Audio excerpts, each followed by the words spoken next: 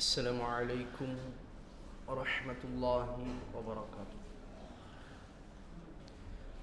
إن الحمد لله نحمده ونستعينه ونستغفره ونعوذ بالله من شرور أنفسنا ومن سيئات أعمالنا. من يهده الله فلا مضل له ومن يضلل فلا هادي له. أشهد أن لا إله إلا الله وحده لا شريك له وأشهد أن محمدا عبده ورسوله. أما بعد فقد قال الله تعالى في القرآن الحكيم والفرقان المجيد: أعوذ بالله من الشيطان الرجيم. بسم الله الرحمن الرحيم. يا أيها الذين آمنوا اتقوا الله حق تقاته ولا تموتن إلا وأنتم مسلمون. يا أيها الذين آمنوا اتقوا الله وقولوا قولا سديدا يصلح لكم أعمالكم ويغفر لكم ذنوبكم ومن يطع الله ورسوله فقد فاز فوزا عظيما. رب اشرح لي صدري ويسر لي أمري واحلل عقدة من لساني يفقهوا قولي. ربي زدني علما. அளவற்ற அருளாளனும் நிகரில்லா பேரன்புடையவனும் ஆகிய இல்லாமல்ல அல்லாஹுவின் திருப்பெயரால் ஆரம்பம் செய்கின்றேன். அந்த ஏக இறைவனின் சாந்தியும் சமாதானமும் எம்பெருமானார் நபிகள் நாயகம் ஸல்லல்லாஹு அலைஹி வஸல்லம் அவர்கள் மீதும் அவர்களை பின்பற்றி வாழ்ந்த உத்தம சத்திய சஹாபாக்கள் சஹாபிய பெண்களின் மீதும், குறிப்பாக அல்லாஹுடைய மார்க்கத்தை அறிந்து அதை நடைமுறைப்படுத்த வேண்டும் என்ற உயரிய சிந்தனையோடு இந்த சபையில் ஒன்று குழும்பியிருக்கும் நம் அனைவர் மீதும் என்றென்றும் நின்று நிலவட்டுமாக என்ற பிரார்த்தனையுடன் எனது உரையை ஆரம்பம் செய்கின்றேன். கண்ணியமிகுந்த இல்லாமல்ல அல்லாஹுவின் நல்லடியார்களே, சகோதரர்களே, சகோதரிகளே, தாய்மார்களே, அல்லாஹு ரப்புல் ஆலமீன் தனது திருமறை குர்ஆனில் லகத் கான ஃபீ கஸஸிஹிம் இப்ரத்தன் லிஉலில் அல்பாப், அல்லாஹ் திருமறையில் வரலாறுகளை பேசுவதற்கான நோக்கத்தை பற்றி பேசும் பொழுது அறிவுடையோர், அல்லாஹ் இங்கே பேசும் பொழுது மூமின்கள் எல்லாம் அல்லாஹ் சொல்லல, அறிவுடையோர், இந்த அறிவுடையோருக்கு இந்த வரலாறுகள் பயனளிக்கக்கூடியதாக இருக்கும். இன்னொரு வசனத்தில் அல்லாஹ் பேசும் பொழுது ஃபதக்கிர் இன்ன திக்ரா தன்ஃபஉல் முஃமினீன், நீங்கள் அவர்களுக்கு நினைவுபடுத்துங்க.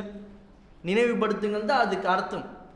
அறிவுரை கூறுங்களும் சொல்லலாம், ஆனால் திக்ருன்னு சொன்னால் நினைவுபடுத்துறது கரெக்டு தானே? இப்போ நீங்கள் அவங்களுக்கு நினைவுபடுத்துங்க.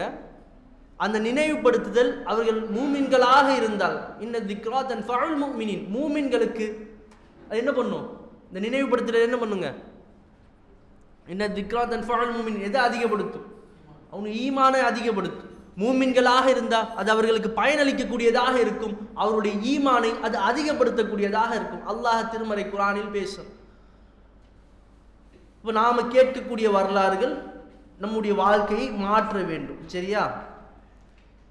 இன்னைக்கு இன்ஷா அல்லாஹ் நம்ம ஒரு நபித்தோழரை பற்றி பார்க்க போகிறோம். உஹதில் கலந்து கொண்ட ஒரு நபித்தோழர்.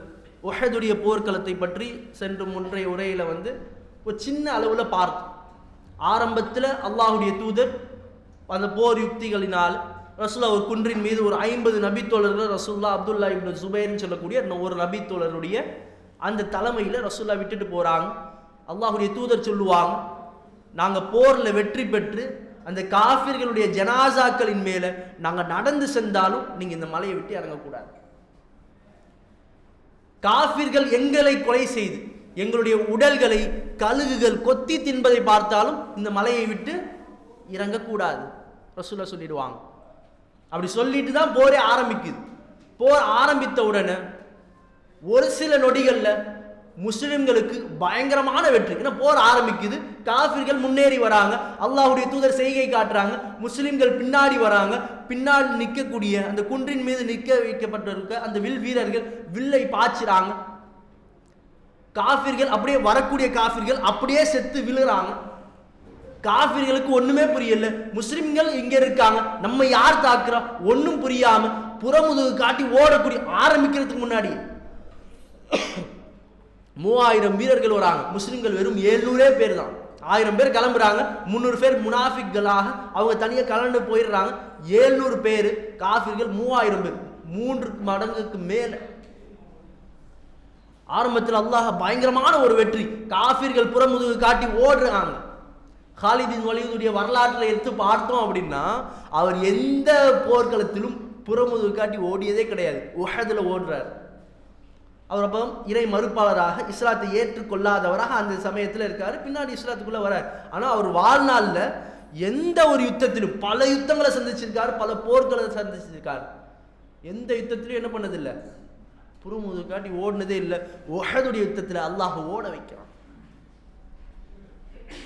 என்ன நடக்கு அப்படின்னா, எதற்கு அத்தனை உயிர் சேதங்கள், எதற்காக அத்தனை நபித்தோழர்கள் கொடூரமான முறையில் கொல்லப்பட்டாங்க தெரியுமா? ரசூலுல்லாஹ் சொன்ன அந்த வார்த்தையை மறந்து ஒரு சில அந்த குன்றின் மீது இருந்த அந்த நபித்தோழர்கள் என்ன பண்றாங்க, அந்த வெற்றியை கொண்டாடுவதற்காக, அந்த கனிமத்தை எடுத்து அதை கொண்டாடுவதற்காக இறங்கிடுறாங்க. ரசூலுல்லாஹ் சொன்ன அப்துல்லா இப்னு ஜுபைர் சொல்றாரு, அல்லாஹ்வுடைய தூதர் இறங்கக்கூடாதுன்னு சொல்லியிருக்காங்க. ஆனா காஃபிர்கள் ஓடியாச்சு, நாம வெற்றி பெற்றுட்டோம், வாங்க நாமளும் வெற்றியை கொண்டாடலான்ற மாதிரி அவர்கள் இறங்கிட்டாங்க. பின்னாடி பார்த்து அந்த காலித் பின் வலீத் அவங்க பார்த்துடுறாங்க. 300 குதிரை வீரர்களை ஒன்று திரட்டுறாங்க, அந்த குன்றை பிரிக்கிறாங்க. முஸ்லிம்கள் மீது தாக்குதல் நடத்தப்படுது. முஸ்லிம்கள் பயங்கரமான முறையில் அடி, ஒண்ணுமே புரியாம யாரு தாக்குறான்னு புரியாம முஸ்லிம்களுக்கு பயங்கரமான ஒரு அடி. முஸ்லிம்கள் ஓட ஆரம்பிக்கிறாங்க. என்ன நடக்குதுன்னு உயிருக்கு பயந்து கிடையாது, என்ன நடக்குதுன்னு தெரியல, யார் தாக்குறான்னு தெரியல, முஸ்லிம்களுக்கு மத்தியில தாக்குதல் நடைபெறுது, என்ன செய்யறதுன்னு தெரியல. முஸ்லிம் பெரும் பெரும் நபித்தோழர்கள்லாம் விரண்டு ஓடுறாங்க. அல்லாஹ்வுடைய தூதரை அடித்து ரசூலுல்லாஹுக்கு காயம். எந்த அளவுக்கு தெரியுமா, ரசூலுல்லாஹுக்கு ஒரு ட்ராப், ஒரு குழியை தோண்டி வச்சிருக்காங்க. அந்த குழியில ரசூலுல்லாஹ பார்க்காம எதையும் அறியாம அந்த குழிக்குள்ள அல்லாஹ்வுடைய தூதர் விழுந்துடுறாங்க. ரசூலுல்லாஹுக்கு பயங்கரமான ஒரு அடி. இந்த காஃபிர்கள் அல்லாஹ்வுடைய தூதர் குழியில விழுந்துட்டாங்க, காஃபிர்கள் சுத்தி வளைக்கிறாங்க, அல்லாஹ்வுடைய தூதருடைய முகத்துல அடிக்கிறாங்க. அல்லாஹ்வுடைய தூதருடைய முகத்துல அந்த கவசம் உடைஞ்சு ரசூலுல்லாஹ்வுடைய அந்த கன்னங்களை கிழித்து உள்ள போய் இறங்கிடுச்சு. ரசூலுடைய வாய் முழுக்க ரத்தம், ரசூலுல்லாஹ்வுடைய வாயிலிருந்து ரத்தம் அப்படி கொப்பளிக்குது. முஸ்லிம்கள் பார்க்கிறாங்க, அல்லாஹ்வுடைய தூதரை தாக்குறாங்க, முஸ்லிம்கள் ஒன்று திரடுறாங்க. தல்ஹா இப்னு உபைதுல்லா பார்க்கிறார், அல்லாஹ்வுடைய தூதருக்காக வந்து ரசூலுல்லாஹ்வுக்காக அந்த காஃபிர்களை அடிக்கிறாங்க எல்லா முஸ்லிம்கள். அல்லாஹ்வுடைய தூதரால மேலே ஏற முடியல, கீழே விழுந்துட்டாங்க, மேலே ஏற முடியல. அவரை தோல் கொடுத்து தூக்குறாங்க. அல்லாஹ்வுடைய தூதருடைய அந்த முகத்திலிருந்து, அந்த முகத்தில் அந்த கவசம் உள்ள இறங்கிடுச்சு, அந்த இரும்பு கவசம். அதை இழுக்க பார்க்கிறாங்க, அந்த கவசம் வரமாட்டுது. தன்னுடைய பல்லை வைத்து அதை இழுக்கலான்னு பார்க்கிறாங்க. இப்படி பல சூழல். ரசூலுல்லாஹுக்கு மயக்கம் ஏற்படுது, அல்லாஹ்வுடைய தூதருடைய பற்கள் உடைக்கப்படுது, ரசூலுல்லாஹ்வுடைய மேனி முழுக்க ரத்தமாக இருக்கு. இப்படி ஒரு பக்கம். இன்னொரு பக்கம் முஸ்அப் இப்னு உமைர் ரலியல்லாஹு அன்ஹு, ரசூலுல்லாஹை மாதிரி ஒரு உடல் தோற்றம் உடையவர். இவர்கிட்ட போருடைய அந்த கொடி இருக்கு.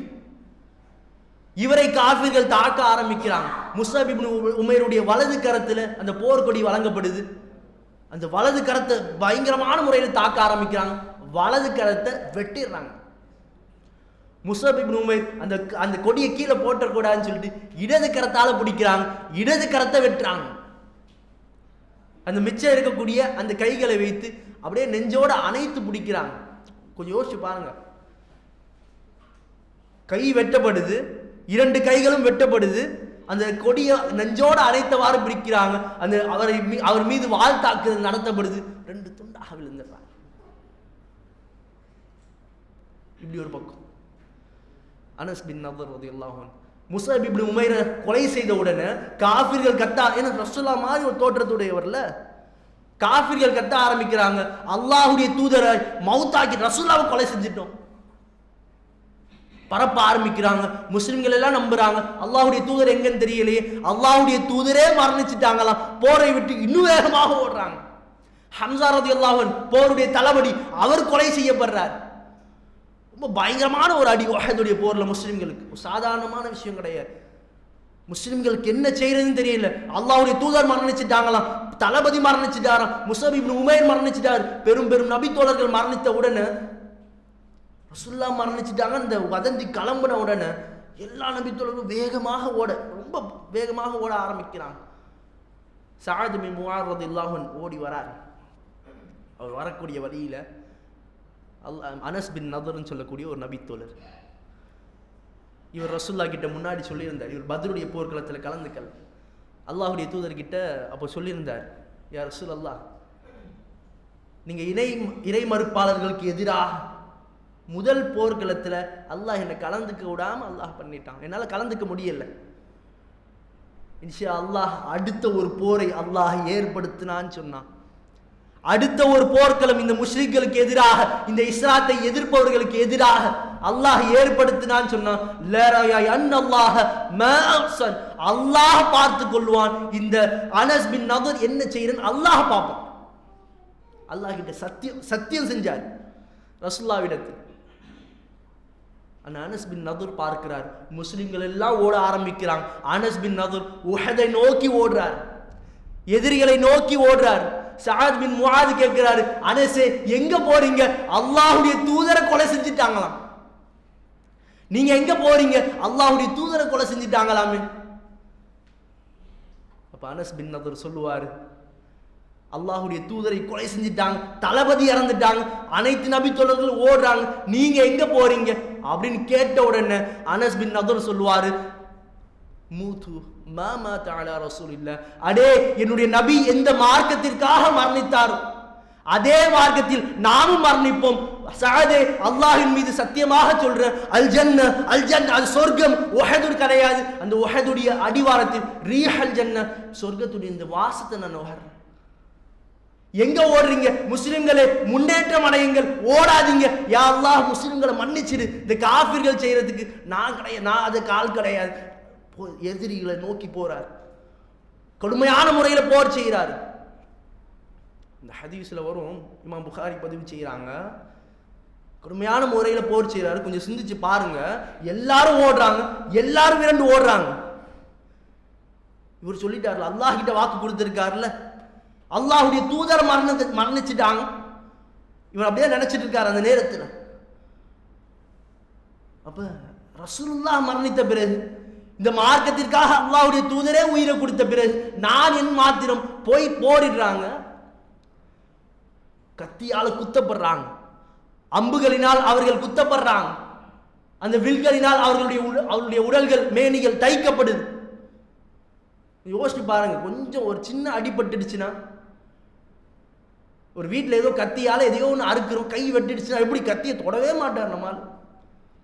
வீட்டில் வந்து கொஞ்சம் வெங்காயம் நறுக்கி கொடுங்க, தக்காளியை வெட்டி கொடுங்க, சரி ஏதோ கேட்குறாங்க, புதுசாக திருமணமாக இருக்குது, சரி அன்பை ஷேர் பண்ணிக்கணும் அப்படின்னு சொல்லிட்டு கத்தியை எடுத்து சரி பண்ணி கொடுப்போன்னு ஆரம்பிப்பார்.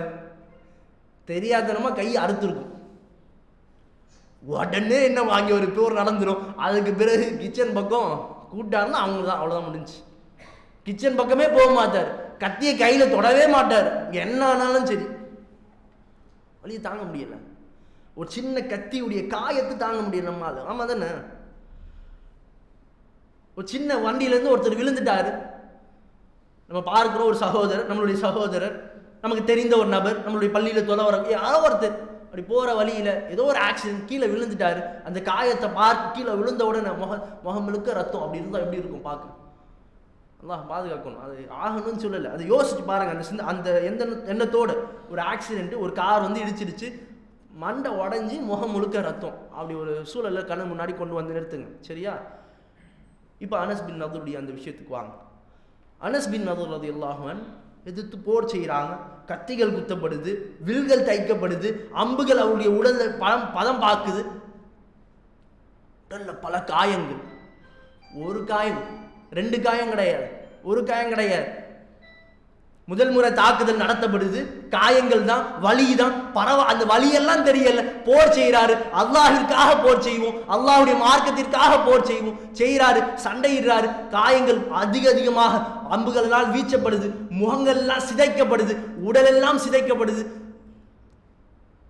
அனஸ் ரலியல்லாஹு அன்ஹு அறிவிப்பாங்க, அனஸ் பின் மாலிக் அவங்களுடைய தகப்பனுடைய சகோதரர் இவர், சரியா, அவர் தான் அறிவிப்பார். ரசூல்லா வந்து கேட்பாங்க, போரெல்லாம் முடிஞ்ச பிறகு அனஸ் பின் நதர் எங்க? ரசூல்லா கேட்பாங்க. எல்லாம் இருக்காங்க, எல்லா அதிகமான முஸ்லீம்கள் ஜனாசாவாக இருக்காங்க. இந்த முஸ்லீம்களுடைய ஜனாசாவில் ரசூல்லா பார்த்துட்டு அனஸை காணுமே, அனஸ் பின் நதர் எங்க? அல்லாஹ்வுடைய தூதர் கேட்பாங்க. அனஸ் பின் நதருடைய ஜனாசாவை மட்டும் காணும், யாராலையும் கண்டுபிடிக்க முடியல.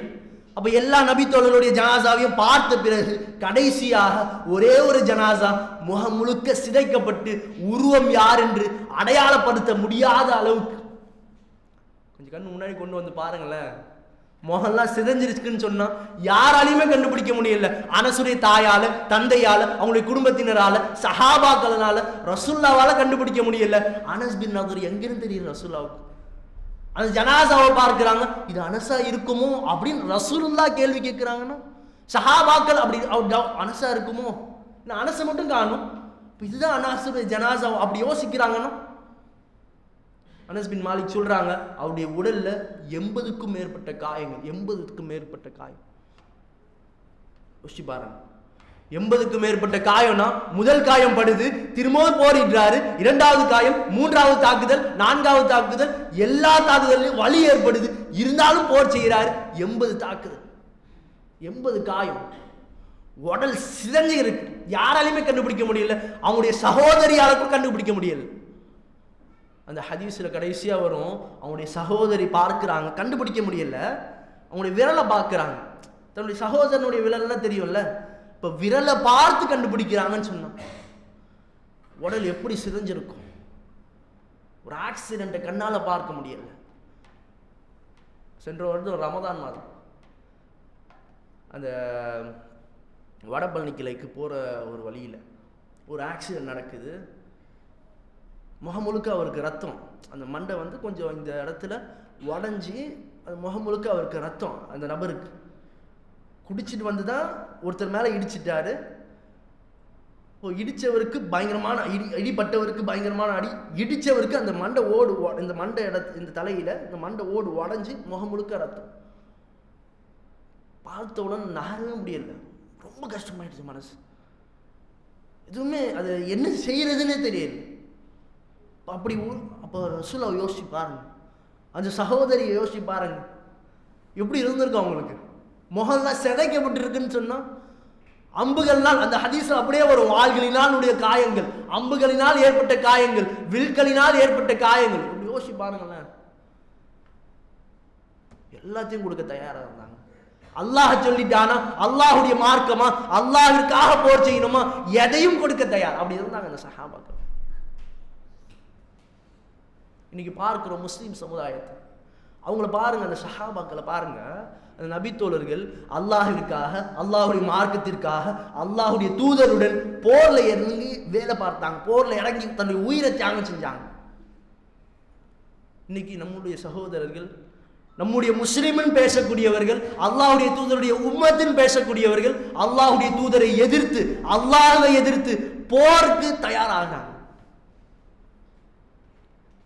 அல்லாஹ்வுக்கு எதிரான போர், அல்லாஹ்வுடைய தூதருக்கு எதிரான யுத்தம், அல்லாஹ்வுடைய தூதரோடு நின்று, ரசூல்லா கூட நின்று அல்லாஹ்வுடைய தூதரை பாதுகாத்த அந்த நபி தோழர்கள் எங்க?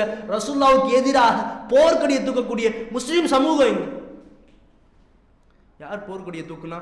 யாரையோ பத்தி பேசல, காஃபிர்களை பத்தி பேசல, முஸ்லிம்களை பத்தி தான் பேசுறேன். அல்லாஹ் திருமறை குர்ஆனில் பேசுறான். அல்லாஹ் வட்டியை ஹராமாக்கி இருக்கான், ஹரமல் ரிபா, அல்லாஹ் வட்டியை ஹராமாக்கி இருக்கான். ஹலல் பைத், அல்லாஹ் அந்த வியாபாரத்தை அல்லாஹ் ஹலாலாக்கி இருக்கான். வட்டியை அல்லாஹ் ஹராமாக்கி இருக்கான். இந்த வட்டியை யார் சாப்பிடுவாங்களோ, இந்த வட்டியை யார் வாங்குவாங்களோ, எவருடைய அந்த வாழ்க்கையில் அந்த வட்டி எழுதப்படுறதும் சரி, ரசூலா சொல்லுவாங்க எல்லாரும் சமந்தான். வட்டியை வாங்குறவன், வட்டியை கொடுக்கிறவன், அதுக்கு சாட்சியாக இருக்கக்கூடியவன், அதை எழுதக்கூடியவன், எல்லாரையும் அல்லாஹ் சமமாக தான் பார்ப்பான். எல்லாருக்கும் அல்லாஹ் சமமான தண்டனையை அல்லாஹ் கொடுப்பான். எத்தனை முஸ்லிம்கள் வட்டியில அது ஒரு பாவமாக அது ஒரு வியாபாரம் பேசக்கூடிய முஸ்லிம்களை பார்க்கும். வட்டி இல்லாம வாழ முடியுமா பாய்? இஎம்ஐ வாங்காம இருக்க முடியுமா? 21ஆம் நூற்றாண்டுல வாழ்ந்துட முடியுமா வட்டி வாங்காம? குடும்ப கஷ்டம் பாய், வட்டிக்கு போயிட்டாங்க. அவங்க படாத கஷ்டமா? சஹாபாக்கள். முஸஅப் இப்னு உமைரை பத்தி பேசணும்ல. அவர் எப்படிப்பட்ட நபித்தோழர் தெரியுமா? ஆரம்ப காலத்தில் இஸ்லாத்தை ஏற்றுக்கொண்டவர். இஸ்லாத்தை ஏற்பதற்கு முன்னால் அவரை மாதிரி ஒரு செல்வந்தர் கிடையாது. அவருடைய அந்த அத்தருடைய நறுமணம் எப்படி தெரியுமா? ஒரு சில நபர்கள் மக்கள் வீதியில் நடந்து போகும். இப்போ முஸஅப் இப்னு உமைர் நடந்து போறாருன்னு வைங்கள, வீதியில் வீட்டுக்குள்ளே இருந்துக்கிட்டு கண்டுபிடிச்சிருவாங்க முஸஅப் இப்னு உமைர் போறாரு. விலை உயர்ந்த அத்தர்களை நறுமணங்களை அது பயன்படுத்தினவர், ஒரு அழகான ஆடைகளை அணிந்தவர், ரொம்ப உயர்ந்த குல மக்கள் எல்லாம் மதிக்கக்கூடிய ஒரு நபர். ரசூலுல்லாஹ் சொன்ன இஸ்லாத்தை ஏற்றுக்கிறாங்க. இஸ்லாத்தை ஏற்ற பிறகு வீட்டில் சிறை பிடிக்கப்படுறார் தன்னுடைய குடும்பத்தினரால. யோசிச்சு பாருங்க. ஹிஜ்ரத் செஞ்சு அவர் தான் முதல் முறையாக மதீனாவுக்கு மதீனாவில் இருக்கக்கூடிய மக்களுக்கு தாவா செய்கிறார். மதீனா ரசூலுல்லாஹ் ஹிஜ்ரத் செஞ்சு வரும்பொழுது ஒரு இஸ்லாமிய நகரமாக மதீனா இருக்குல்ல, ரசூலுல்லாஹ் கையில் ஆட்சியை தூக்கி கொடுத்தாங்கல்ல, அதுக்கு முதல் காரணம் யாருன்னா இந்த முஸஅப் இப்னு உமைர். சஅத் பின் முஆத் ரலியல்லாஹு அன்ஹு போன்ற மதீனாவுடைய அந்த அன்சாரிகளுடைய தலைவர்களை அவர்களிடத்தில் இஸ்லாத்தை எடுத்து சொல்லி அவருடைய மக்களுக்கு இஸ்லாத்தை எடுத்து சொல்லி இப்படிப்பட்ட ஒரு நபித்தோழர் உஹதில் மரணித்த பிறகு அவருடைய நிலை என்ன தெரியுமா? ரசூலுல்லாஹ்வே சொல்லுவாங்க, சஅத் ஒரு முறை அந்த முஸஅப் இப்னு உமைரை ஒரு முறை பார்த்திருக்கு. முன்னாடி இஸ்லாத்தை ஏற்பதற்கு முன்னால் அவருடைய அழகான ஆடைகள், அவருடைய அழகான நறுமணம் வீசக்கூடிய அந்த அத்தர்கள் இஸ்லாத்தை ஏற்ற பிறகு அவருடைய முடிகள் எல்லாம் அப்படி காய்ந்த நிலையில், தோள்கள் எல்லாம் அப்படி காய்ந்த நிலையில் ரொம்ப ஏழையாக வாழ்ந்தார். மரணிக்கும் பொழுது அவரை கஃனிடுறதுக்கு ஆடை இல்லை. முகத்தை மூட்டினா கால் தெரியுது, காலை மூடினா முகம் தெரியுது. பொருட்களை வைத்து மறைத்து கஃன் அவர்களை அடக்கம் செஞ்சாங்க. தூக்கி வீசுனாங்க இஸ்லாத்துக்காக சொத்துக்களை. எனக்கு பொருளாதாரம் வேண்டாம், என்னுடைய செல்வம் வேண்டாம், எனக்கு சொர்க்கம் மட்டும் போதும் அப்படி நினைச்சாங்க. ஏன் அல்லாஹுடைய தூதரையும் அல்லாஹையும் எதிர்த்து ஏன் போர் செய்யக்கூடியவர்கள்னு சொன்னேன்? அல்லாஹ் குர்ஆன்ல அப்படிதான் பேசுறான். அல்லாஹ் குர்ஆனில் பேசுவான். வட்டி வாங்குபவர்களை பற்றி அல்லாஹ் பேசுவான். இந்த வட்டியை உண்பவர்கள் அல்லாஹ் சொல்லுவான், இவனுக்கு அல்லாஹுவையும் எதிர்த்து போருக்கு தயாராக, யுத்தத்துக்கு தயாராகட்டும். அல்லாஹ் போர் பிரகடனத்தை விடுறான். அல்லாஹ் சொல்லிட்டான், அல்லாஹுடைய தூதர் சொல்லிட்டாங்க, வட்டி ஹராம், வட்டியை உண்ணக்கூடாது, வட்டியை எழுதக்கூடாது, அதுக்கு சாட்சி கிடையாது. அல்லாஹ் சொன்ன பிறகு, அல்லாஹுடைய தூதர் சொன்ன பிறகு எவன் ஒருவன் வட்டி இல்லை, அல்லாஹ் என்ன வேணாலும் சொல்லுவான், அல்லாஹ் 1000 சொல்லுவான், ரசூலுல்லாஹ் சொல்லுவாங்க. பல ஜும்மா உரைகள் நிகழ்த்தப்பட்டாலும், எத்தனையோ ஆலிம்கள் பேசினாலும் வட்டி ஹராம், வட்டி ஒரு நிரந்தர நரகம். 3 பாவத்துக்கு தான் அல்லாஹ் திருமறை குர்ஆன்ல 3 பாவத்துக்கு அல்லாஹ் பேசுவான். நிரந்தர நரகம்னு அல்லாஹ் யாருக்கு தெரியுமா சொல்லுவான்? 3 பேருக்கு சொல்லுவான். ஒன்று அல்லாஹ்வுக்கு இணை வைத்தவர்கள்,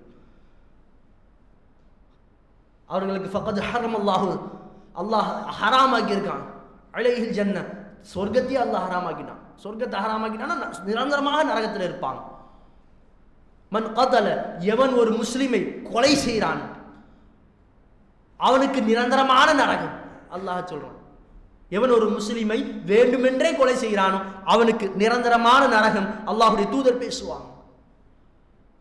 அதே போல கொலை, இணை வைப்பு சொல்றாங்களா, அதற்கு பிறகு இந்த வட்டியை வாங்கக்கூடியவர்கள், இந்த வட்டியை வாங்கக்கூடிய மற்ற பாவங்களுக்கு கூட அல்லாஹ் விசாரணை செய்து அதுக்கு பிறகு நரகத்தில் கொண்டு போய் தள்ளப்படுவாங்க. அல்லாஹுடைய வேதனைகளை புசிக்கக்கூடியவர்களாக இருப்பாங்க. ஆனால் இந்த வட்டியை சாப்பிடக்கூடியவர்கள், வட்டியை வாங்கி அதை பயன்படுத்தக்கூடியவர்கள், வட்டி கொடுக்கக்கூடிய யாரா இருந்தாலும் சரி, அந்த வட்டியில யார் மூழ்கி இருக்காங்களோ அல்லாஹுடைய தூதர் சொல்றாங்க, அல்லாஹ்வே திருமறை குர்ஆன்ல பேசுவான். என்ன நாளை மறுமை நாள்ல விசாரணைக்கெல்லாம் முன்னாடி, இன்னும் விசாரிக்கவே அல்லாஹ் ஆரம்பிக்கல, விசாரிச்ச பிறகு வேதனை உண்டு பாவிகளுக்கு. இந்த வட்டியை உண்டவர்களுக்கு விசாரணைக்கு முன்னாலே அல்லாஹ் வேதனை ஆரம்பிச்சிடுவான். எழுந்துக்கும் பொழுது, கபர்ல இருந்து எழுந்துக்கும் பொழுது, எழுப்பப்படும் பொழுது ஷைத்தான் தீண்டிய பைத்தியக்காரர்களாக எழுவாங்க. குர்ஆன்ல அல்லாஹ் பேசுறான். பைத்தியம் மாதிரி, ஒரு பைத்தியக்காரர் மாதிரி அல்லாஹ் எழுப்புவான்னு அப்பவே ஆரம்பிச்சிருது. எல்லா ஹதீஸும் தெரியும், எல்லா குர்ஆன் வசனமும் தெரியும். இதெல்லாம் பாய், அது எப்படி பாய் வட்டி இல்லாம இஎம்ஐ இல்லாம வாழ்க்கையை நடத்த முடியுமா? பேசக்கூடிய முஸ்லிம்கள் அல்லாஹுடைய அந்த அறைகூலை எப்பவுமே மனசில் ஞாபகம் வச்சுக்கோங்க. அல்லாஹ் சொல்றான், அல்லாஹவை எதிர்த்து நீங்கள் போர் செய்றீங்க, அல்லாஹுடைய தூதரை எதிர்த்து போர் செய்றீங்க. சாதாரணமான ஒரு அறைகூல் கிடையாது. அல்லாஹ் சாதாரணமான ஒரு பாவமாக இந்த வட்டியை அல்லாஹ் பார்க்க மாட்டான். இப்போ வட்டியில மூழ்கி இருக்கக்கூடியவர்கள், ஏதோ ஒரு சூழல், குடும்ப ஒரு நெருக்கடி, ஏதோ ஒரு சூழல், ஒரு பிள்ளையை படிக்க வைக்கணும், ஒரு வீடை கட்டணும்னா எப்படி பாய் லோன் இல்லாம எப்படி கட்டுறது? அப்படி ஒரு வீடே தேவையில்லை. இருந்ததை தூக்கி கொடுத்தாங்களே நபி தோழர்கள், இல்லாததுக்கு எதுக்கு ஆசைப்படுறீங்க? இருந்ததை எல்லாத்தையும், ஒரு ரூபாய் இல்லாம எல்லாத்தையும் தூக்கி விட்டு போட்டுக்க துணி கூட இல்லாம இருந்தாங்கல்ல, கஃனிடுறதுக்கு ஆடை கூட இல்லாம இருந்தாங்கல்ல, அவ்வளவு தியாகங்கள் செஞ்சாங்கல்ல. ஒரு திருமறை குர்ஆன் வசனம், நான் எப்பையெல்லாம் வரலாறுகளை படிக்கிறோம் அப்பையெல்லாம் இந்த திருமறை குர்ஆன் என்னுடைய இந்த வசனம் என்னுடைய உள்ளத்தை அப்படியே தைக்கக்கூடியதாக இருக்கு. எந்த வரலாறை படிச்சாலும் சரி, அந்த வரலாறை படிக்கும் பொழுது இந்த திருமறை குர்ஆன் வசனம் எனக்கு ஞாபகம் வந்துகிட்டே இருக்கும். அல்லாஹ் கேட்கிறான், நபி தோழர்களை பாட்டு அல்லாஹ் கேட்கிறான், அவ்வளவு தியாகம் செஞ்சாங்கல்ல, அவ்வளவு கஷ்டப்பட்டாங்கல்ல. ஆரம்ப காலத்துல அந்த அடிமைகள் ரொம்ப மோசமான நிலைமையில, ஒரு பிராணி விலங்குகளை விட மோசமான முறையில் நடத்தப்படுறாங்க. அந்த பாலைவன மணல்ல போட்டு உருட்டப்படுறாங்க, நெருப்புகள்ல காய்ச்சப்படுறாங்க, ஒரு நாயை விட கேவலமா அப்படி ட்ரீட் பண்ணும் பொழுது அந்த காஃபிர்கள், அந்த அபூஜஹல் எல்லாம் அவர்களை கொலை செய்யும் பொழுது சுமையா ரலியல்லாஹு அன்ஹா கொலை செய்வாங்க, அம்மார் ரலியல்லாஹு அன்ஹா கொடுமைப்படுத்துவாங்க. ரசூலுல்லாஹ் கிட்ட வந்து கேட்கும் பொழுது, யா ரசூலுல்லாஹ் எங்களுக்காக அல்லாஹ்விடத்தில் பிரார்த்தனை செய்யுங்களேன் அப்படின்னு கேட்கும் பொழுது அல்லாஹ் திருமறை குர்ஆன் வசனத்தை இறக்குவான். அம் ஹஸிபுதும் அம் ததுகுலுல் ஜன்னah, நீங்க சொர்க்கத்துக்கு ஈஸியா போயிடலாம்னு நினைக்கிறீங்களா? அல்லாஹ் சொல்லிட்டு சொல்லுவான், வலம்ம யஅதிக்கும், உங்களுக்கு முன்னால் மிஸ்ல அல்லதீன கலவ் மின் கப்லிக்கும், உங்களுக்கு முன்னால் சென்றவர்கள் சிரமப்பட்டதை போன்று, அவர்கள் சோதிக்கப்பட்டதை போன்று சோதிக்கப்படாம லேசா சொர்க்கம் போயிடலாம் நினைக்கிறீங்களா? நபித்தோழர்களை பார்த்து அல்லாஹ் கேட்கிறான். அதே கேள்வி அல்லாஹ் நம்மிடத்திலும் கேட்கிறான். நமக்கும் அந்த திருமறை குர்ஆன் வசனம் பொருந்தும். சூரத்துல் பக்ராவில் இருக்கக்கூடிய ஒரு வசனம் யோசிச்சு பாருங்க. அந்த வசனத்தை நம்மோட ஒப்பிட்டு பாருங்க. உங்களுக்கு முன்னாடி இருந்தவங்க, உங்களுக்கு முன்னாடி வாழ்ந்த அந்த நபித்தோழர்கள், அவர்களுக்கு முன்னால் வாழ்ந்த அந்த சகோதரர்கள், அவங்க செய்யாத தியாகத்தை, அவங்க கஷ்டப்பட்டதை போன்று சிரமப்படாம, அம் ஹஸிபுதும் அதுகுலுல் ஜன்னah, ரொம்ப ஈஸியா சொர்க்கம் போயிடலாம் நினைக்கிறீங்களா? அல்லாஹ் நம்மை பார்த்து கேட்கிற மாதிரி இல்லை. அல்லாஹ் நம்ம கிட்ட அவ்வளவு பெரிய தியாகத்தை கேட்கிறானா? குடும்பத்தை விட்டுட்டு வா, சொத்தை விட்டுட்டு வா, இருக்கிற எதை எல்லாத்தையும் விட்டுட்டு வா, அல்லாஹ்விற்காக உயிரை தியாகம் செய், அல்லாஹ்விற்காக கையை இழந்து நில்லு, அல்லாஹ்விற்காக கால்களை இழந்து நில்லு, ரசூலுல்லாஹ்விற்காக முன்னாடி வந்து உங்களுடைய நெஞ்சுகளை தைக்கக்கூடிய அளவுக்கு அப்படின்னு அல்லாஹ் சொன்னானா? நமக்கு அந்த சூழல் அல்லாஹ் ஏற்படுத்தி இருக்கானா? ரொம்ப அழகான முறையில், அமைதியான முறையில் அல்லாஹ் வாழ வச்சிருக்காங்க. அல்லாஹ் கேட்பதெல்லாம் ஒரு சின்ன நம்மளுடைய நேரத்தை. அல்லாஹ் நமக்கு வாழ்வை கொடுத்து, ஒவ்வொரு நாளும் அல்லாஹ் உயிரை கொடுத்து, அல்லாஹ் நம்மை வாழ வைத்து, அல்லாஹ் கேட்கிறான், 24 மணி நேரம் இருக்கு, ஒரு மணி நேரம் எனக்காக ஒதுக்கு, ஒரு 2 மணி நேரம் என்ன நினைச்சுக்கிட்டே இரு. அது கூட நமக்காக தான் அல்லாஹ் சொல்றான். நாம அல்லாஹ்வை நினைக்கும் பொழுது, நாம அல்லாஹ்விற்காக தொழுகும் பொழுது, அல்லாஹ்வுடைய அந்த சிந்தனை நம்மை பாவத்தின் பால் போகும், ஷைத்தான் அழைப்பான்ல, அப்ப நம்மை அது அல்லாஹ் குர்ஆன்ல பேசுவோம். இந்த தொழுகை என்ன பண்ணுமா? தன்ஹா அனில் ஃபஹ்ஷாஇ வல் முன்கர், உங்களை பாவத்தை விட்டும் மானக்கேடான விஷயத்தை விட்டு இந்த தொழுகை தடுக்கும். அதுக்காக நல்லவனாக வாழ்வதற்காக, ஏன்னா நல்லவராக வாழ்ந்தால் மட்டும்தான் இந்த உலகத்தில் ஒரு மன நிம்மதியோடு வாழ முடியும். நம்ம சும்மா சொல்லிட்டு இருக்கீங்க. அல்லாஹ் குர்ஆன்ல அப்படிதான் பேசுறான். லனஹ்தியன்ன சுபுலன. யார் அல்லாஹ்விற்காக தியாகம் செய்கிறாரோ, யார் அல்லாஹ்விற்காக முயற்சி செய்கிறாரோ அவர்களுக்கு அல்லாஹ் பல்வேறுபட்ட வாசல்களை அல்லாஹ் திறந்து வைப்பான். ரசூலுல்லாஹ் எவ்வளவு போர் இருந்தாலும் அல்லாஹ்வுடைய தூதர் அமைதியாக தன்னுடைய குடும்பத்தினரிடத்தில் இந்த நேரத்தை ஒதுக்கக்கூடியவர்களாக. ரசூலுல்லாஹ் என்ன கஷ்டப்பட்டுக்கிட்டே இருந்தாங்கன்னு நினைக்கிறீங்களா? ரசூலுல்லாஹ்வுக்கு 1000 சோதனைகள். நம்ம எல்லாம் அந்த சோதனைகளை சொல்லி மாற முடியாது, அந்த அளவுக்கு சோதனை. ஆனால் எல்லா சோதனைகள் இருந்தாலும் அல்லாஹ்வுடைய தூதர் தன்னுடைய தோழர்களிடத்தில் சிரிச்சு பேசியிருக்காங்க, தன்னுடைய மனைவிகளிடத்தில் சிரிச்சு பேசியிருக்காங்க, தன்னுடைய மனைவியை அழைத்து கொண்டு போய் விளையாட்டை போய் காட்டியிருக்காங்க, ரசூலுல்லாஹ்வும் கூட போய் விளையாடி இருக்காங்க. அவ்வளோ சந்தோஷமா இருந்தாங்க, ஒரு அமைதியான வாழ்க்கை. இதுக்கு பிறகு நபி தோழர்களுக்கு அல்லாஹ் ஒரு அழகான வாழ்க்கையை ஏற்படுத்தும். அல்லாஹ்வுடைய தூதருடைய மரணத்திற்கு பிறகு, அபூபக்கருடைய மரணத்திற்கு பிறகு இஸ்லாமிய ராஜ்யம் ரொம்ப அழகாக பறந்து விரிந்த ஒரு ராஜ்யமாக, அழகான ஆடைகளை அணியக்கூடியவர்களாக, அழகான உடைகளை அணியக்கூடியவர்கள், அந்த உணவுகளை உண்ணக்கூடியவர்களாக அப்துல் ரஹ்மான் இப்னு அவுஃப்லாம் பார்ப்பார். எனக்கு முன்னாடி சிறந்தவங்க இருந்தாங்க, அவருடைய இஃப்தார் உணவு வகை வகையாக வச்சிருப்பாங்க. நமக்கு வகை வகையாக வைக்கிறாங்களே இஃப்தார் உணவு, அவங்களுக்கும் அந்த மாதிரி வகை வகையாக இஃப்தாருடைய உணவை ஏற்பாடு செய்கிறாங்க. அந்த உணவை பார்த்துட்டு அழுக ஆரம்பிச்சிடுறாரு. சுற்றி இருந்த தோழர்கள் கேட்குறாங்க, ஏன் இப்படி அழுகுறீங்க அப்துல் ரஹ்மான்? எதற்காக? உணவை பார்த்து ஏன் அழுகுறீங்க? எனக்கு முன்னால் சிறந்த மனிதர்கள் வாழ்ந்தாங்க.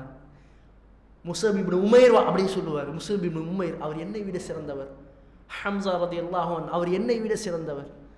அவங்க எல்லாம் உஹதுடைய போரில் நாங்கள் சிரமப்பட்டது போது, ரொம்ப கஷ்டப்பட்டது போது, அந்த உணவுலாம் இந்த உணவு எல்லாம் எதுவுமே அவங்களுக்கு வழங்கப்படலை. அப்போல்லாம் அவ்வளவு சிரமப்பட்டோம். அவர்கள் எல்லாம் உஹதில் கொல்லப்பட்டுட்டாங்க, அவங்கெல்லாம் மரணிச்சிட்டாங்க அந்த கஷ்டத்திலேயே.